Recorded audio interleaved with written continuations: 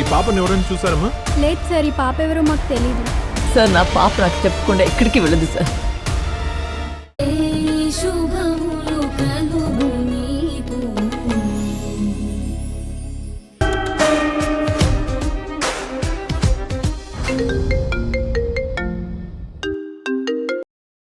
Hello Raghu.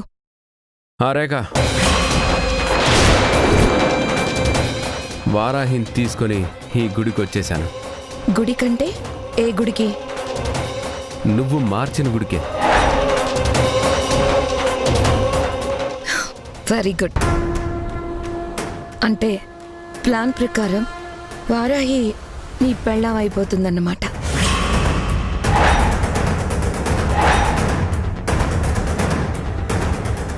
Plan ప్రకారం అక్కకి పెళ్ళవుతుందా? అంటే అవతల ఎవరన్నారు? ఎవరు ప్లాన్ చేశారు? ప్లాన్ అంతా నీదే కదా రేఖ, ఫాలో అయ్యేది మాత్రం నేను. సరే రఘు, పెళ్లి తంతు మొదలైందా? రఘుతో మాట్లాడుతుంది, అక్కని చేసుకోబోయే వాడితో మాట్లాడుతుంది. అంటే రఘు ఇదంతా ప్లాన్ చేశాడా? ప్లాన్ చేసిన వాడు రేఖకి ఫోన్ ఎందుకు చేశాడు? వాళ్ళిద్దరికి సంబంధం ఏంటి? ఇంకో పావు గంటలో పెళ్లి తంతు మొదలైపోతుంది. గంటలో పెళ్లి కూడా అయిపోతుంది. అంటే గంట తర్వాత ఆ వారాహి జీవితం నాశనం అయిపోతుందన్నమాట.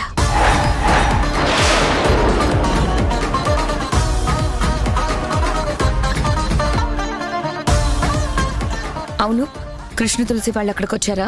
లేదు, వాళ్ళు మన ప్లాన్ ప్రకారమే. ఓకే, అర్థమైంది. ఇక్కడ నువ్వు వారాహిని మనం అనుకున్న గుడికి తీసుకొచ్చి పెళ్లి చేసుకుంటూ ఉంటే అక్కడ కృష్ణ తులసి వాళ్ళని మనం పంపించిన కార్ డ్రైవరు ముందు శుభలేఖలో ఉన్న ఆర్ఆర్పేట వెంకటేశ్వర స్వామి గుడికి తీసుకెళ్తాడన్నమాట.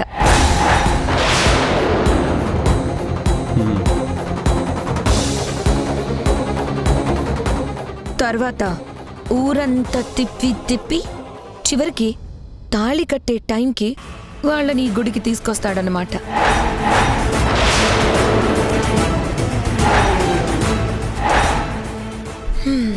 వాళ్ళందరూ వచ్చి అయిపోయిన మీ పెళ్లిని చూసి బోరును ఏడుస్తుంటే అప్పుడు చెప్పు వాళ్ళకి నువ్వు నా మనిషివి అని.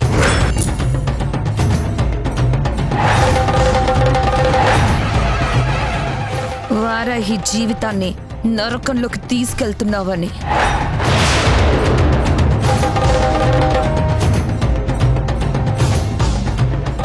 అప్పుడు వాళ్ళంతా కుళ్ళి కుళ్ళి ఏడుస్తారు.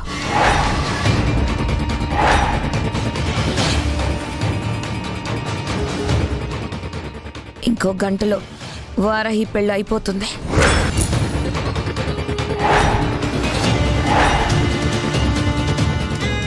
కృష్ణ తులసి వాళ్ళంతా వేరే గుళ్ళు చుట్టూ తిరుగుతూ ఉంటారు.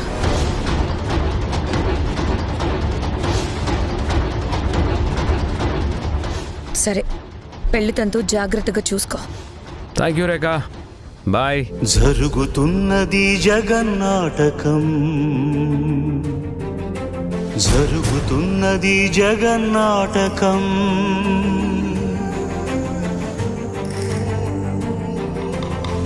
పురాతనపు పురాణ వర్ణన, పైకి కనపడుతున్న కథనం, నిత్య జీవన సత్యమని భాగవత లీలల అంతరార్థం.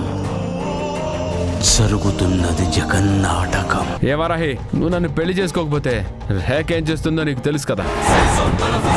రేఖ, అరుంధతి, కుటుంబం కోసం జీవితం త్యాగం చెయ్యాలనుకునే వారాహి జీవితాన్ని నాశనం చేయాలని చూస్తారా? అసలు కృష్ణమ్మ ఉగ్ర రూపం ఎలా ఉంటుందో ఇప్పుడు చూపిస్తాను.